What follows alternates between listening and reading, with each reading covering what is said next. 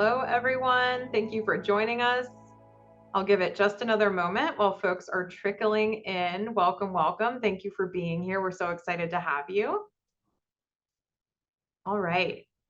I'd like for us to get started. So I'll get started by introducing myself. So my name is Katy Hogan, and I am a director here at the Partnership for Public Service on our Workforce Programs team. For those of you that aren't familiar with the Partnership for Public Service, it is a nonpartisan nonprofit working to build a better government and stronger democracy. We do that in a number of ways, through policy ideas to make government work better, through leadership development, workforce programming, and convening conversations like this one to help support our federal workforce. We are here to help and support you as best we can by sharing resources, providing explainers, and continuing to share the stories of the incredible work that federal employees do for our country. With that, I also want to say my most sincere thanks for your service.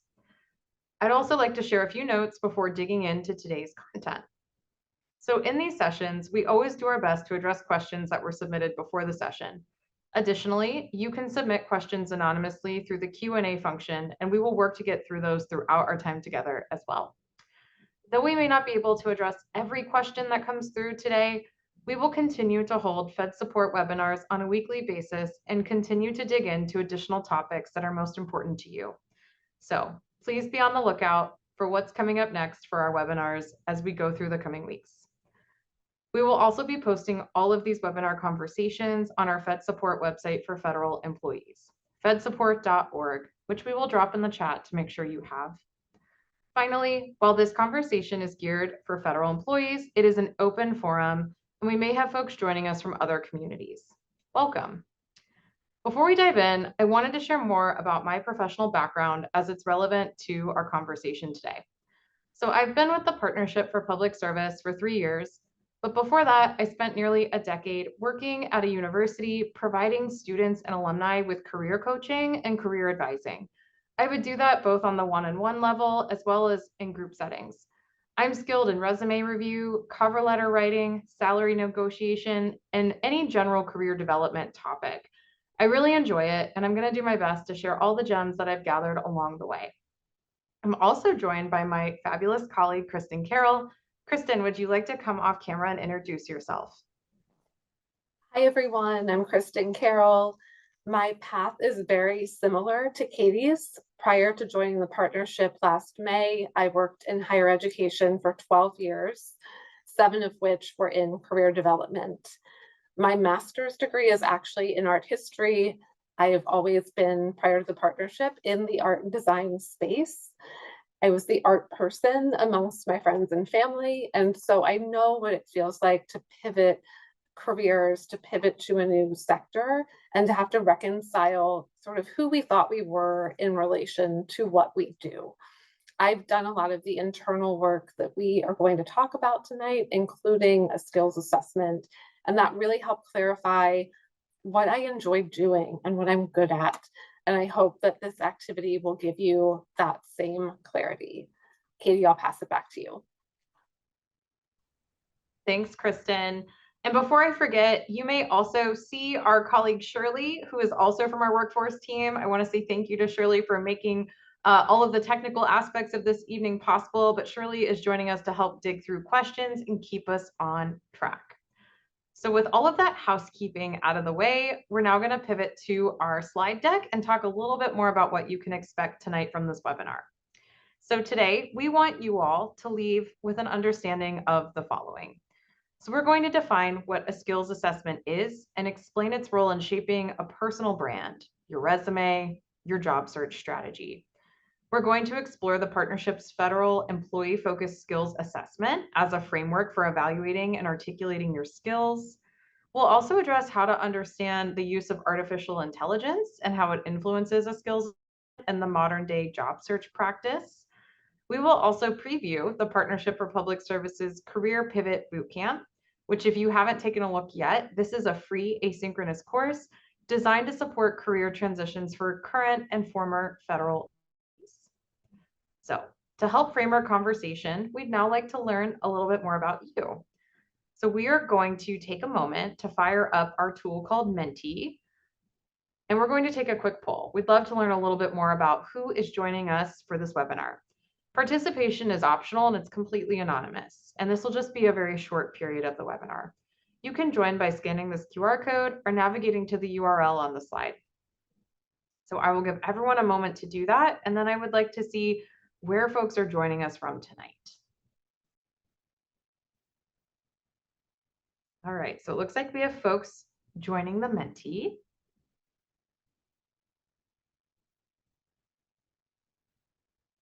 We'll give everyone just a moment.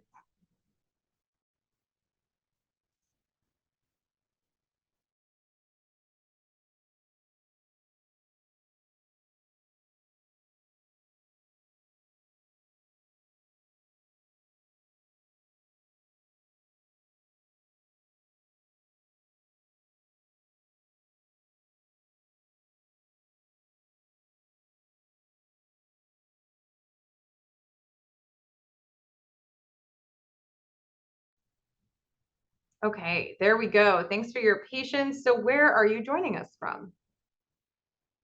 Where are folks joining us from tonight?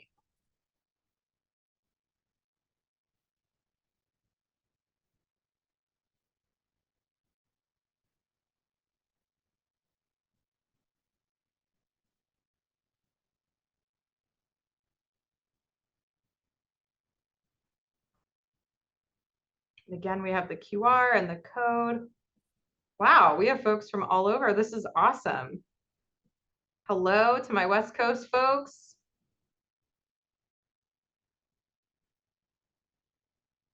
Awesome.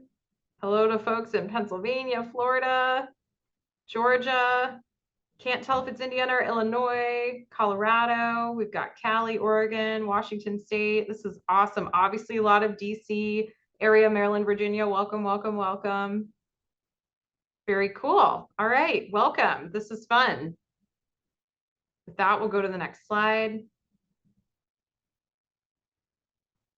Okay, so thinking about what brought you here tonight in your current job search, which of the following best describes your career direction?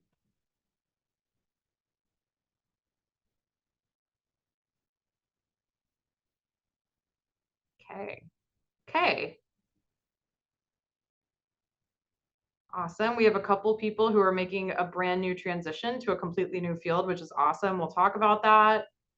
Got some folks in the related, and then we have folks who want to stay within their current subject matter expertise, which makes total sense. Awesome. This is really good to know, and we'll address folks from all of these different categories. Wonderful. And with that, we'll go to the next slide. Okay. What is your preferred industry? So are you thinking that you're going to pivot to state and local government, nonprofits, private sector, higher education, where Kristen and I used to work, hospitality, something else?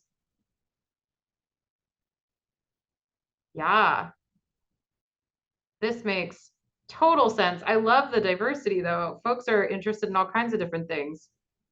And for my state and local government folks, we can put in the chat, but I'll just plug on May 15th, the Partnership for Public Service is having a fully virtual career fair for state and local government. So the employers at that career fair, which there are dozens at this point, come from state and local governments across the country, and that's open free of charge to any job seeker. So that goes for any of you, but I'm looking at my 13 folks interested in state and local. Awesome. Okay, I think we have maybe one more question. Oh, nope, that was the last one. All right, well, thank you all so much. It was a fun way to warm up and get to know you a little bit better. I appreciate you participating. Really fun to see the different states represented and the diversity in what you all are seeking. But we're going to offer you a tool that should help no matter what kind of field you plan to pivot into, whether it is your subject matter expertise or something totally brand new. So with that, I think I'd like to turn it over to Kristen, and she's going to start to talk about why you're here, which is the skills assessment. Thank you, Katie. I agree. That was so much fun to be able to see where folks are joining from. And if you are participating from your phone, I sympathize with how hard it is to get the little navigation onto your state or city, a little dexterity test for us tonight. But we are here to talk about skills assessment. So let's begin by defining what a skills assessment is and why it is such an essential and multi-purpose tool in your career journey. So a skills assessment is a process used to evaluate your individual abilities, strengths, and areas for improvement as it relates to specific tasks, roles, or industries. The goal is to provide you with clarity about your capabilities, as well as identify areas for growth. And ultimately, that knowledge will help guide decisions related to your career development, your job search, and upskilling. Especially for job seekers, it's a really useful way to ensure that your resume and application materials reflect your most relevant and valuable skills for specific roles. It will typically involve identifying both hard skills like technical knowledge and expertise like coding or data analysis, alongside soft skills like interpersonal abilities, communication, or problem solving. It's also important to differentiate between skills and characteristics. So a characteristic is often who we are, our intrinsic personality or attributes, things that might influence how we behave or approach a situation. Things like empathy, integrity, patience, or confidence. Those things are all very important, but in a skills assessment, we're assessing our ability to perform certain tasks or activities. Skills are often task-oriented, and they're developed and refined over time, so they can be learned. Examples are technical proficiencies in software, time management, or leadership. Skills assessments may vary by industry, as different sectors will prioritize specific technical or soft skills. So for example, skills that are valued in federal roles like regulatory knowledge or policy analysis might need to be reframed a bit or translated into terms more familiar to other sectors.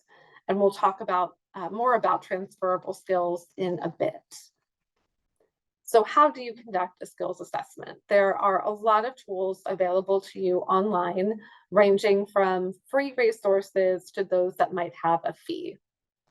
Free tools will maybe include a basic self-assessment questionnaire or a platform that might help you identify transferable skills on a job description. Paid tools might offer you more in-depth analysis, like industry-specific skills assessments or a personalized report highlighting your skills. It really depends, which path you want to take will depend on your goals, your needs, and your intended outcome for the skills assessment. Another great option is LinkedIn. If your LinkedIn profile is up to date and accurately reflects your skills and experiences, it can be an excellent starting point for your skills assessment. LinkedIn offers a skills and endorsement section where you can actually have colleagues and connections endorse you for specific skills, which is just a great way to get feedback from other people on the strengths that they see in you. LinkedIn's job recommendation algorithm also will consider your skills when recommending opportunities for you. So it's really to your advantage to have your LinkedIn profile reflect your most accurate and true capabilities to help guide you on your LinkedIn job search.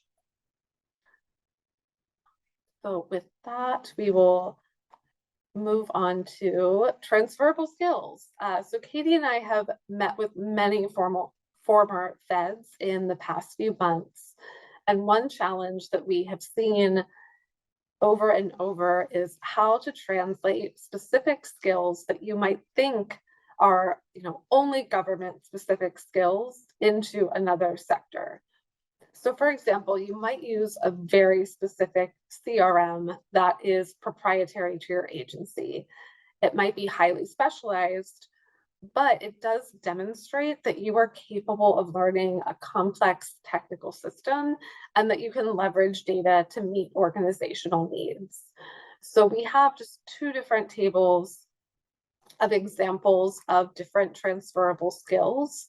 I think it's really valuable, once you complete a skills assessment, to think about how those more federal or government related skills can translate into other sectors, and just being mindful of language and any language that you might want to adjust to be more friendly to other industries.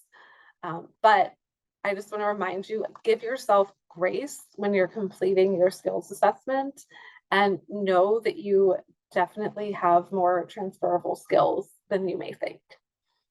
So now I'm going to pass it to Katy, who's going to briefly talk about how AI might impact our skills assessment, but also our whole job search process.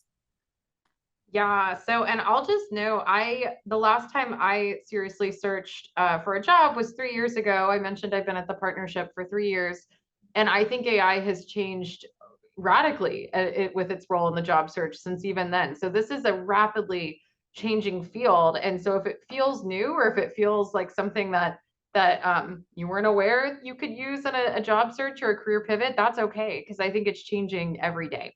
So first, let's just talk about AI generally, what it is and how to use it thoughtfully.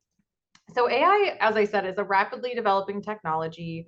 It's a tool that allows users to access technology that will simulate human-like intelligence. So if you're familiar with chatbots like ChatGPT developed by OpenAI, that allows users to enter prompts, ask questions, and engage in a human-like interaction. It honestly almost feels weird at first, or at least that was my experience, that human-like back and forth. But it can answer questions, it can generate content, it can engage in conversations. So it can be a really useful way to get started. As AI rapidly develops, career advisors and career centers have evolved in their thinking about the role of these tools in the career development process. So, a lot of career advisors and career centers are now encouraging job seekers to consider using AI as a tool in their toolkit, but not the complete solution during your career pivot. So, in short, AI can be a useful starting point in your job search process, but what it generates should be, again, a starting point or a way to generate ideas. It should never be the final product. So, you should not be going to an AI tool, asking it to generate a resume, and then whatever it gives back, that would not be your final product that you're submitting to employers. It's a starting point. Um, so let's see. So we have a couple of AI pieces. If we go to the next slide, just some things to be mindful of. So be mindful of any AI policies that the company or prospective employer may have. So again, AI is a really rapidly developing technology. So it's possible that an employer has a published AI policy, but it won't always be the case. It's just something we want to flag that there may be a job posting for a position to which you apply where they lay out their AI policy. So obviously you want to be mindful of that and follow whatever it says. You also never want to share overly personal information when using an AI tool, and that goes for anything job search process or otherwise. Remember, AI can generate ideas, but should not be the final product. You ultimately want to own the final product, whether it's a resume or a cover letter, whatever the case may be. It's a really great way to work through writer's block or to get started. But again, it's not your final product. I will tell you, employers do share with us, and I know I've been on the other end and I can see it. They can typically tell when something was AI generated and not put in the person submitting its authentic tone or voice. Be aware that AI can be biased. That's really important to acknowledge. And also be aware that information can be false, outdated, or incorrect. So do additional research to ensure the information you're getting from any AI generated content is correct. Yes. So how might you use AI in your skills assessment process? So AI tools like ChatGPT can be valuable in helping you identify, understand, and reflect on your skills. So, again, it can really serve as a useful starting point for deeper self assessment and career exploration. So, there are a few specific ways that you may want to use AI, and maybe you already are. So, it's a great way to identify transferable skills. So, Kristen just talked about transferable skills. Those are really important to identify. We're going to work on that this evening in this very webinar. But when it comes to AI, you can enter your skills, experience, education, and certifications and ask the tool to suggest jobs that may be a good fit for you based on what you entered. Why is this a helpful prompt or starting point? This may give you job titles in other sectors, allowing you to use them in your searches or quickly identify roles that you may be qualified for. you can ask what jobs you would be qualified to do based on your skills, experience, education, or certifications. Another way that you may use it is to analyze job descriptions. So you can actually paste a job description and ask AI to list the top required skills to be competitive for that position. And then you can compare those to your own strengths to see how well aligned you are with that particular job description. You can also use AI to explore career alignment. So you can enter perhaps your top 10 skills and ask what types of roles or industries align with them. This can, again, surface job titles or fields that you hadn't previously considered. It might just also give you language for what your skills are called in other sectors. Finally, it'll also allow you to do a gap analysis. So you can put your current skill set or resume and a target role in an AI tool and ask it to identify the skills you may want to develop further. So it's a good way. We know that the career pivot process and the job search process can be difficult. And this is a way, I keep going back to writer's block, but this is a way to really help you through those pieces, parts, and give you additional insight. So in summary, again, AI is a starting point, and we still encourage you to engage with real humans throughout your process. So continue to go to webinars like this, seek out, conversations, networking conversations, career coaching conversations, have a trusted mentor mock interview you, still engage in the real human interactions in the process, but AI can certainly be a tool in your toolkit, as I said at the beginning. As I said, seek out your trusted mentors, talk to them about your career pivot process, talk to them about what your value is. Consider reaching out to your alma mater to see if they offer alumni career coaching. Network with folks at the intended employer or field that you plan to pivot to. And again, do mock interviews with real humans, but AI can be a helpful piece in the process. So I think that's all we're going to share about AI now. Happy to answer questions, but I'm going to send it back to Kristen to lead us through the skills assessment, which I know is why you're all here. Thank you, Katie. And before I get into that, I do want to address a few questions from the chat. The first is that I broke my own rule, which is I used an acronym that not everyone was familiar with. I apologize. So a CRM is a customer relationship management system. So a platform like Salesforce is a very common one, or Razor's Edge is another that folks might be familiar with. You may have a federal equivalent. Or a data asset management system. It's really just a database that you use to store relationships, data, and any other like trackable, traceable information. So I hope that helps to clarify. Another question we received is whether the PowerPoint would be available. Unfortunately, we are not able to share the full deck, but we are going to share very shortly the skills assessment that the partnership developed, because that is such a crucial tool to this webinar. So you will have access to that as well as the recording of the session. And then last question, how important is it to have LinkedIn recommendations? Should I prioritize asking colleagues and supervisors for these, or is having 2 to 3 enough? Personally, I think LinkedIn recommendations are nice to have, if not just for your own confidence and seeing what your past colleagues, mentors write about you and the skills that they see in you and uplift. I don't know that having LinkedIn recommendations would ever make or break you in a recruitment or interview situation. I do scroll through a full LinkedIn profile when I'm looking at someone's profile, just to see, do they have an about me?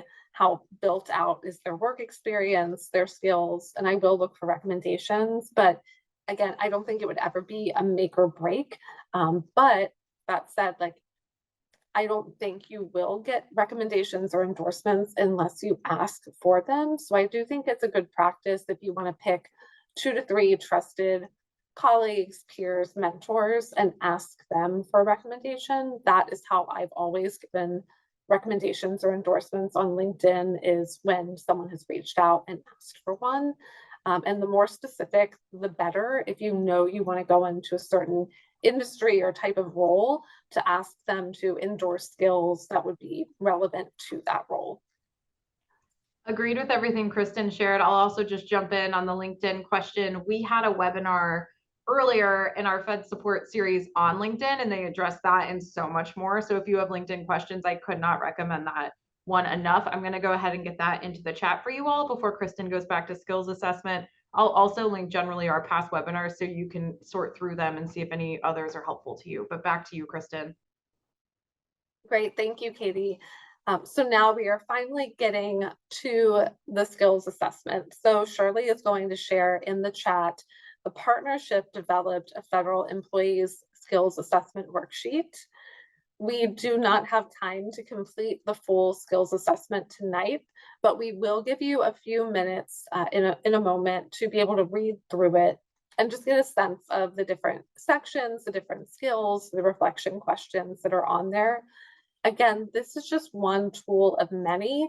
If it doesn't work for you, there are other tools out there, and that's great. Really, the goal is that you find something that works for you to help you take stock of your skills and apply it to your job search and your resume. Skills assessments in general are best done in a quiet, reflective space. So that could be your home, that could be a coffee shop, and it should take you at least an hour. You want to be really thoughtful about this process. It will help you clarify who you are and provide you with valuable content for your resume, cover letters, and interviews. So again, this is a really multi-purpose document. I also recommend creating a separate document where you can outline examples of all the times that you've applied these skills. So having that mental Rolodex of examples is so crucial for answering those classic tell me about a time when questions in interviews. So once again, this is a tool. If you do it right, you can use it over and over again across different outcomes.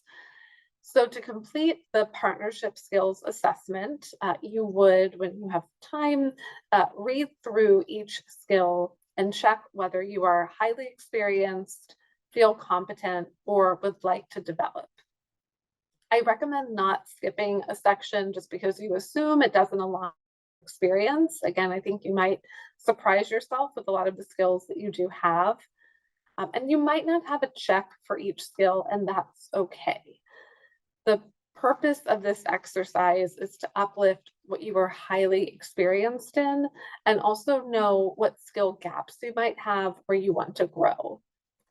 There is also an other section at the end of each skill category. So that is space to provide additional details before the reflection questions. And I'm sure all of you have such unique roles, experiences, backgrounds. There's no way we could possibly capture all of that in a single document.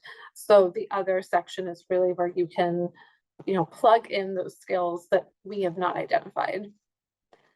The reflection questions are also there for you to assess your overall experience, your subject matter expertise, and identify the top skills that you want to apply in your next role.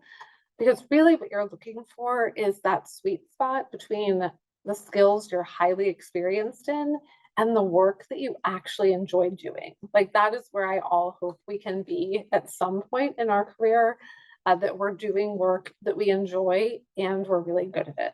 And that's just a good note, best practice for your job search in general. Don't put things on your resume or talk about things in an interview that you don't actually want to do. Because you will likely, if you talk about it, you may get stuck doing it. So when you can, protect your peace in that way and, uplift the skills and the work you really enjoy doing. I also want to acknowledge that this process might feel overwhelming and that you can do the skills assessment in multiple sittings.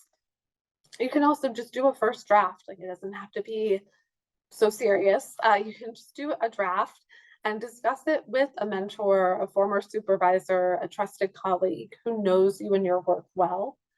Another idea, which I love, would be to discuss your skills assessment with someone who worked in government and then pivoted to a new sector successfully. And they might have insight and also language that would be helpful with those transferable skills and how to translate your public sector work into private sector.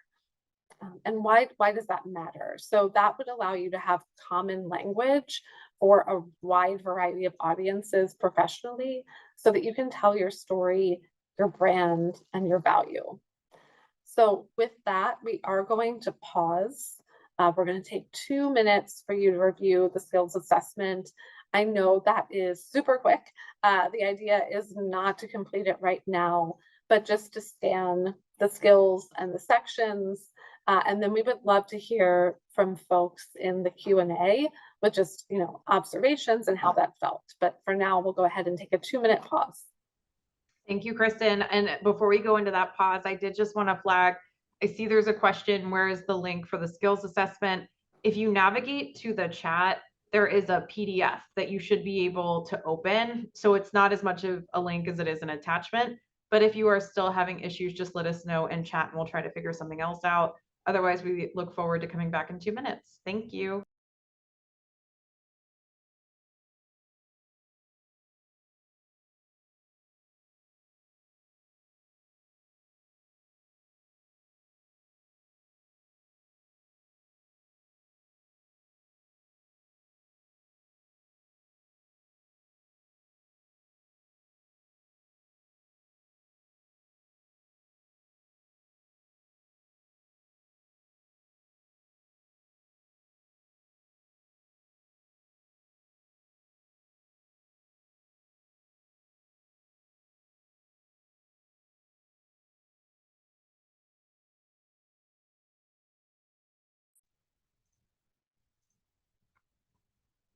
We are so sorry. We're seeing that there is a bit of a tech issue. We're working on it. Thank you all for your patience.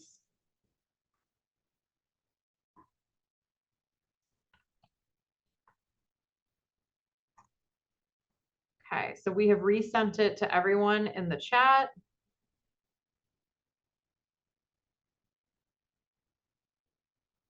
Should be a downloadable PDF.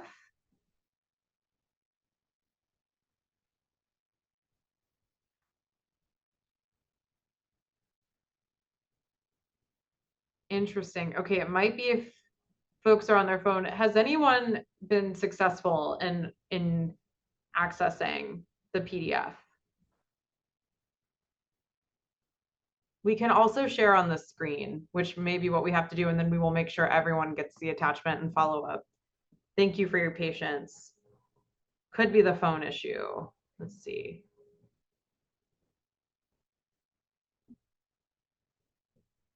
Okay, I am thinking that it might be if you're on your phone, it's difficult to see. We're going to go ahead and screen share it. And while we're waiting, oh, Shirley is so quick. Thank you, Shirley. All right, so we can go ahead and just take a couple minutes. And Shirley, thank you so much for scrolling through. So a lot of the beginning content we've talked about already, just how we're defining a skills assessment, skills versus characteristics. And then there are different sections based on sort of groupings of skills. So problem solving, project management, communication and marketing, HR and more people or talent management, content development, business development. So again, we will make sure if you're having trouble opening it on your phone, I know it may be difficult and very quick to scroll through it right now if you're not able to access the attachment. But we will make sure that you receive the attachment in the follow-up email so that you're able to spend more time with it. And while Shirley just scrolls through that, I will also go ahead and answer a few questions from the Q&A. Let me just go back up here. So yes, a recording of this webinar will be posted to the FedSupport website, and we will figure out whether you will receive a follow-up email that has the attachment for the skills assessment, or if the PDF will just be linked on the FedSupport website along with the webinar recording. But either way, we will make sure that it gets to you. Another person asked, how long we'll be offering the Career Pivot Bootcamp, and how many hours do we estimate that that would take to complete. I believe, and Katie, feel free to jump in, that the bootcamp will be available at least for the next few months. I don't know if we have set an official end date for that content yet. Okay. I would Okay. say foreseeable future. You know, it's a good question. We launched it as quickly as possible, and I don't know that we thought about if and when we would take it down, but it should be up for the foreseeable future. I will just flag, and we're going to talk about the boot camp at the end of our time together. Totally free, and you do only have 30 days to complete it. So I would just make sure, like, when you start it, you know that you have 30 days, but it just launched like 2 or 3 weeks ago, and we've already had folks complete it.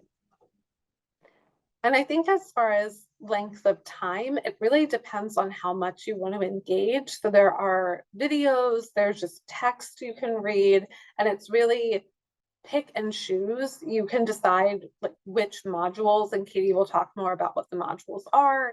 But if you're just looking for elevator pitch, you can just watch or read that content. If you are just looking for how to transition your resume from a lengthy federal resume to a private sector resume, you can just watch that content.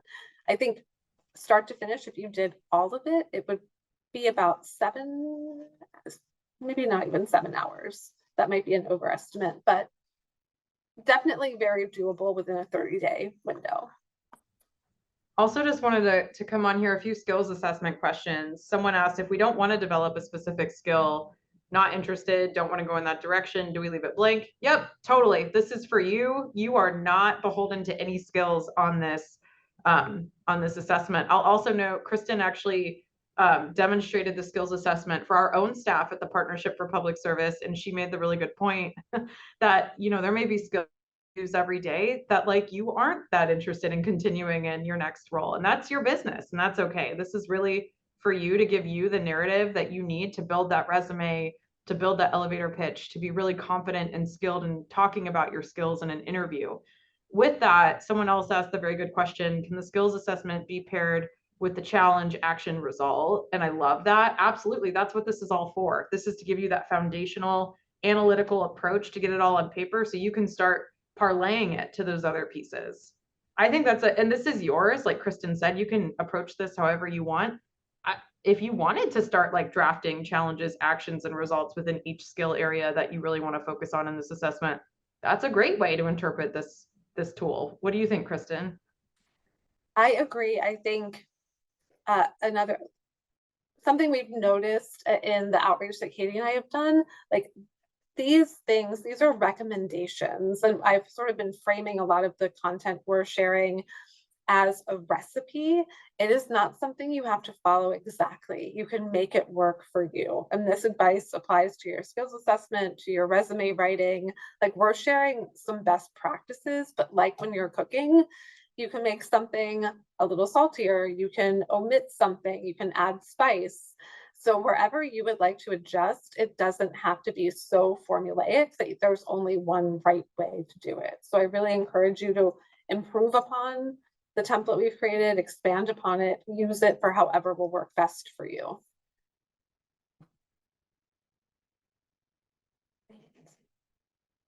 All right, yeah, I think we've transitioned nicely into our skills assessment Q&A. If anyone, with the limited time you've had to look at the skills assessment, we would love to hear if you want to share in the Q&A, and we can just read out some responses. If you had any initial impressions or surprises, if you think there are any skills that are like glaringly missing, I would also love to know, just as we improve upon the content and the tools. I'm sure we'll have, future iterations where we can add more.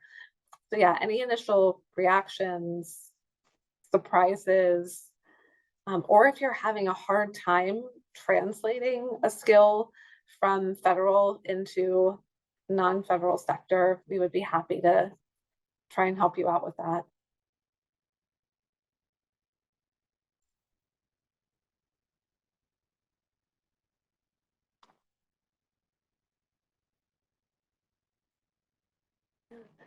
And Shirley, we also have a few questions I think Shirley attempted to share the assessment again in the chat for those asking. So that is in the webinar chat. It will show up as a PDF that you can hopefully download. And Shirley also reshared a link to the Career Pivot Bootcamp in the chat as well.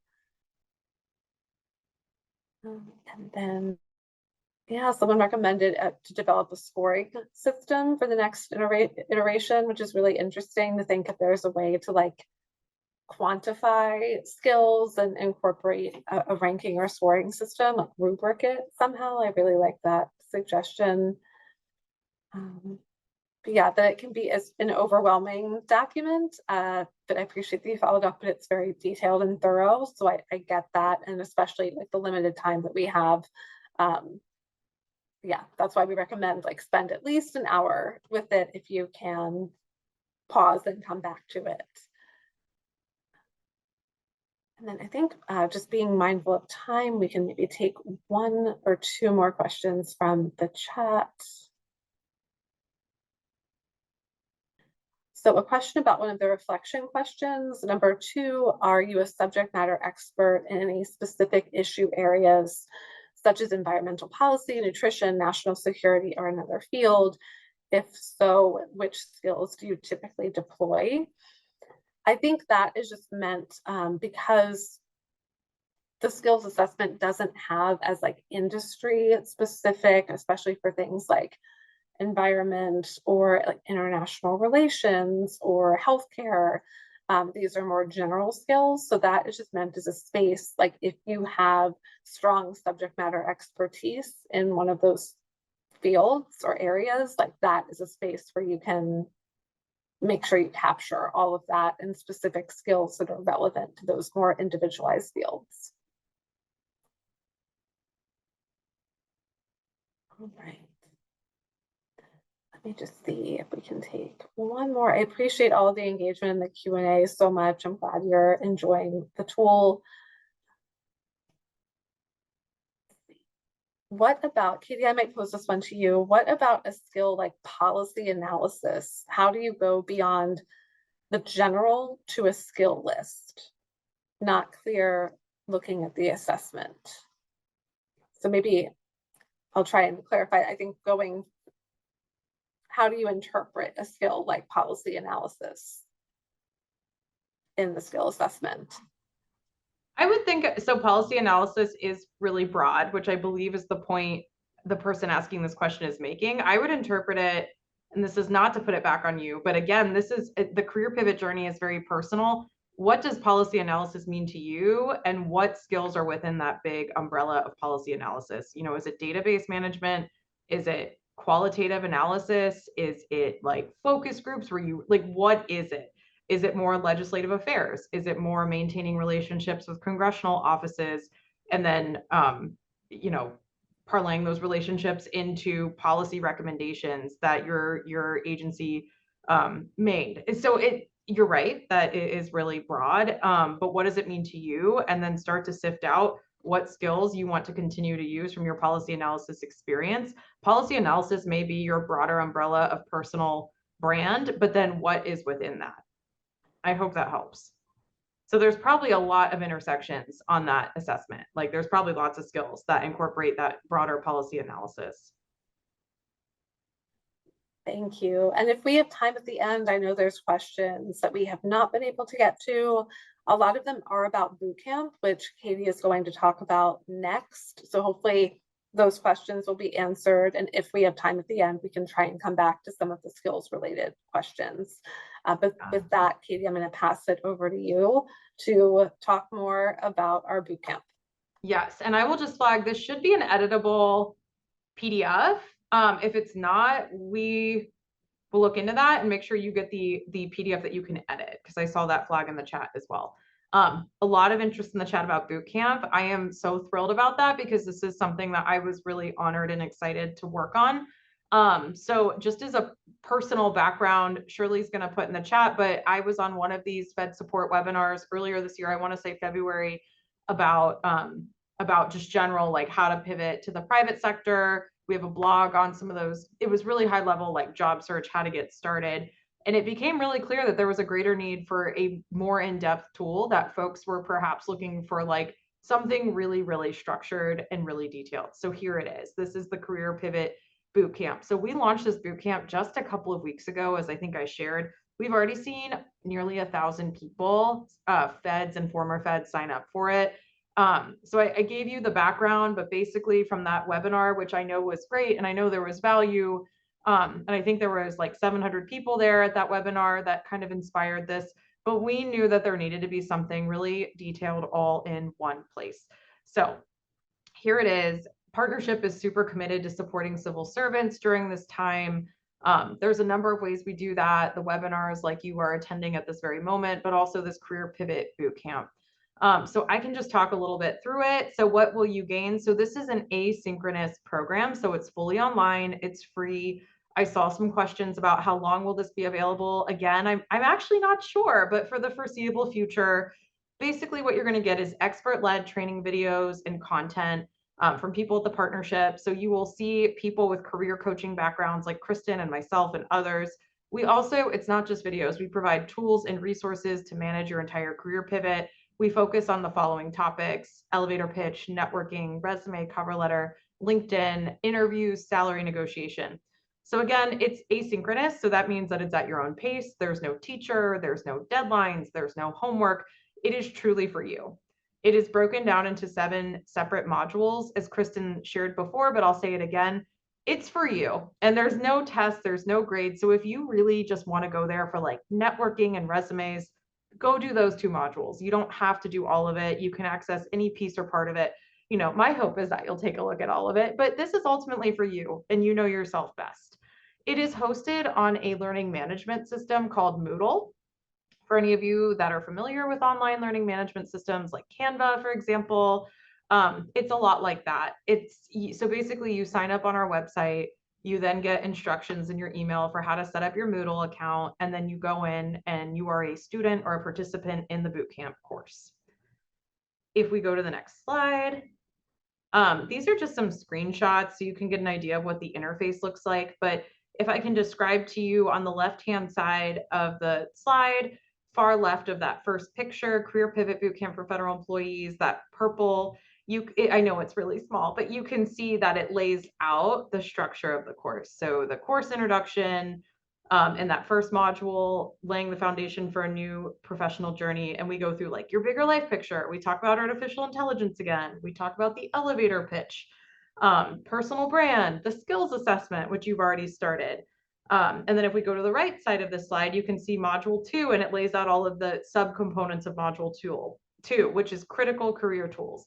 So we'll talk about what a non-federal resume looks like. We'll talk about how to convert your federal resume. We'll talk about LinkedIn. We got a LinkedIn question earlier tonight. It's all there.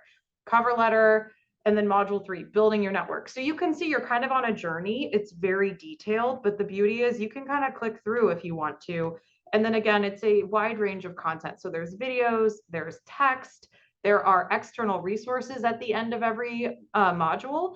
Every learner is different, and we know that. So we wanted this to serve a wide range of people. You know, for me, I do like a video. Like I do like listening to people and taking notes and pausing and like playing things again. That's just how I learn best. I know some people would maybe rather read or maybe engage with external resources that have been rounded up in a nice list for you. So take a look. It's free. We welcome you to join at your leisure, but we hope it's helpful to you. And if we go to the next slide, I believe we might have time. Oh, how to enroll. Excuse me, the most important part. So I believe Shirley has put this in the chat, but it's at FedSupport.org, which you've probably gathered is where all of our support for civil servants is right now. And if you go to navigate, if you navigate to resources, you can see free career pivot course.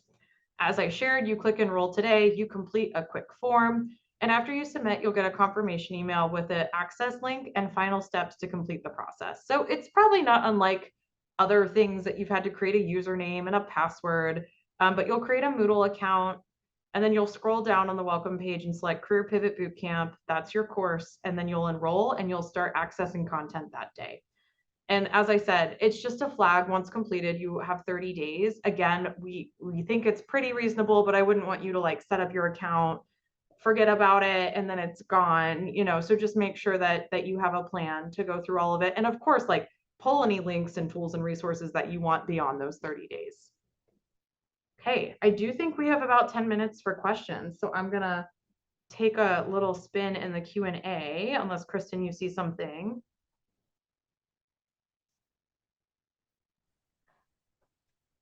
So how long does the boot camp take? It is a difficult question to answer, and I'm so sorry for that.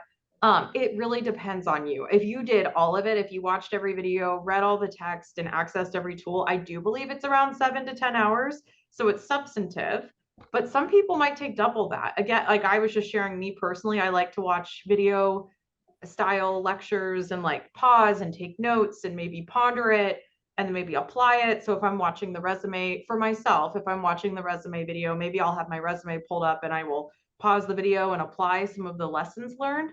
For example, that's going to add a lot of time. So it really could be anywhere, if you did all of it, from 7 to 10 to maybe even 20 to 30. It really is based on you. And I know that can be frustrating that we don't have a nice tight answer, but I want to be honest. Okay, so someone said, do I have perpetual access to the content in case I need to refresh my memory or rewatch a module? You have access for 30 days. So once you complete a module, you could always go back, but it has to be within those 30 days. I will also share again, you can like download anything, you can take any of the resources. Like I would make, if it were me, I would make a little folder on my desktop and just start saving all of my career pivot stuff just so I have it beyond the 30 days.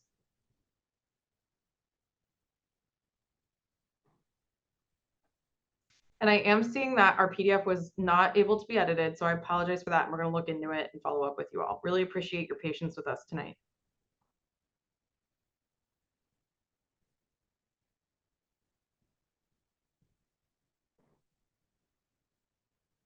Yes, we can put the skill. So Shirley, I think folks who maybe like logged in, again, there was a refresh. So if we can just put that in again. Yeah, looks like you have.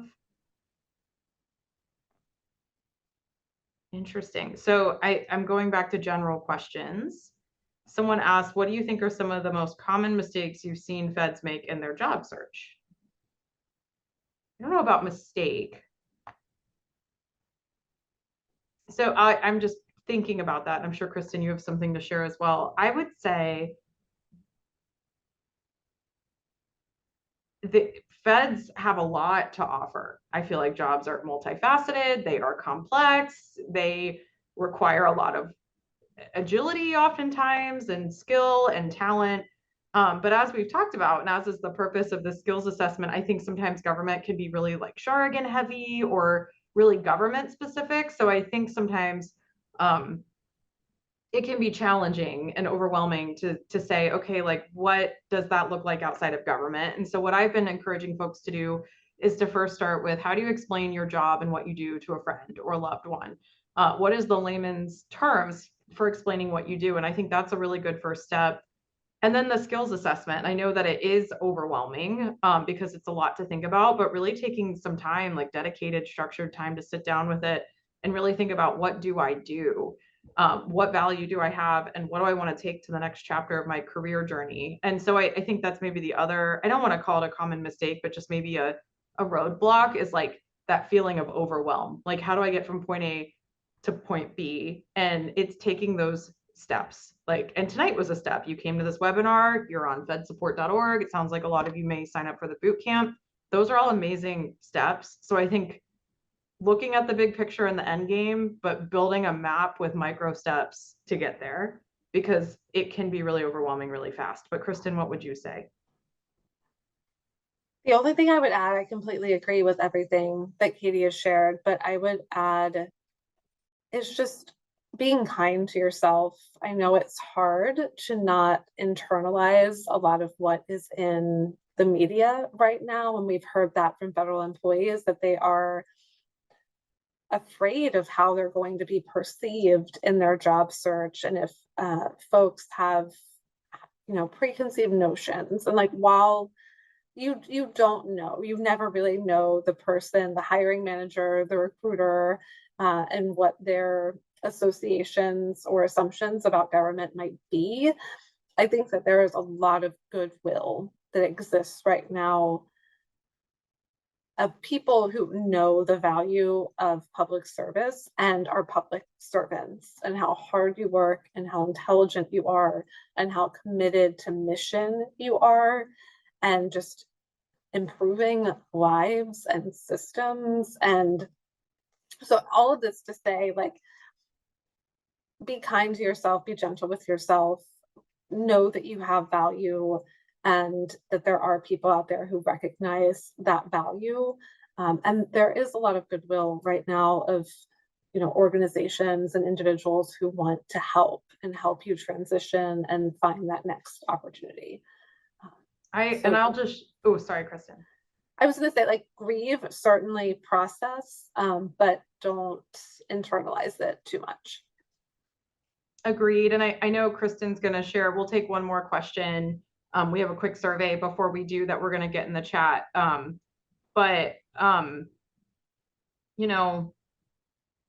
Consider things that maybe you hadn't considered before. The AI part of the presentation, I know is a little unique, but like, put your skills and your mission and your interests in there and see what it spits out. There might be roles and sectors that you just haven't previously considered. I'll also say your next job does not have to be your last job. Like, when we're thinking big picture, if the goal right now is to just seek new employment, which is perfectly fine, you don't have to stay there for 20 years, right? So that's another thing. Okay, so Kristen, do you want to share more about the survey, and then we'll do one more question? Yes, absolutely. So Shirley is going to share in the chat. Of course, we just want to get your input for future sessions. There it is. So we've already received a lot of great ideas about future sessions, but we wanted to take the time to ask you to answer 3 quick poll questions. So the first is about how effective you feel this webinar has been. The second is about how much you agree that you will take this information from the webinar and apply it moving forward. And then the third question is asking for your input on future webinar topics. So before we take that last question, we just want to make sure that we get your input. It's so important. We want the programs that we're producing to reflect your current needs and questions.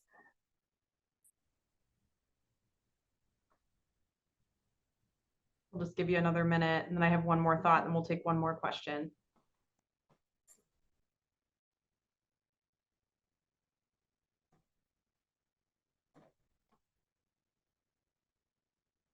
And we will definitely make sure you receive the editable version of the PDF. That was our intention, that the PDF was editable.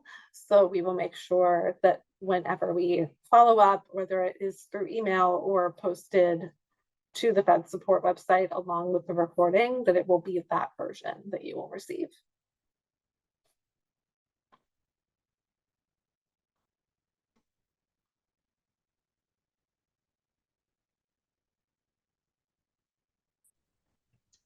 Okay, so with that, I had one more thought to the maybe things that folks aren't thinking about at this time. There's Kristen made me remember this. There's a lot of resources that are like region specific or state specific. I'm sure you all have looked into this, but like city governments, county governments, state governments are doing incredible things. So I would really encourage you to look at the locality you're based in or localities you would consider moving to. And see what they're offering. I'll also flag, I know we've talked a lot about the boot camp. The boot camp actually has a Excel sheet that you can access that, like, to the best of it, although it's growing every day, like resources by region. So like plug into your communities as well. But I also hope you'll come to virtually accessible things like our career fair. With that, we'll take one more question. So someone asked, are there other free skills assessments? There are. This one is like meant to be comprehensive, but we know it's not specific to your particular field or industry. We do have we have more information on how you might find other skills assessments. So if there are like professional associations affiliated with your subject matter expertise, they may have a skills assessment. A simple Google or ChatGPT question, like what is a skills assessment for someone in this field or of this discipline, they may actually share a couple of tools. There's a lot of free stuff online. You might also ask trusted mentors and folks that you know in your field or intended field. Kristen, anything to add before we wrap up? No, I'm so appreciative of all of you sharing your time with us this evening. I hope this was helpful. And again, I really encourage you to check out the boot camp. I think Shirley can share that link one more time in the chat, as well as a few others. Thank you, Shirley, have asked about the career fair that is coming up. If you would like to spend more time with me, I will just plug that I'm doing another webinar on Wednesday, May 7th from 6 to 7 p.m. Eastern. My colleague Danica and I will be talking about how to get the most out of networking events, types of networking events like a career fair, approaches, how to prepare, differences between virtual and in-person events. And we'll be talking more about the partnerships career fair specifically as a case study to help you get ready for that event and know what to expect. So I would love to see some of you again there.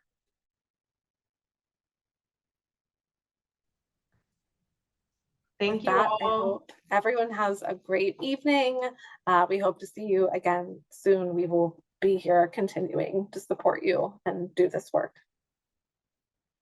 Thank you all.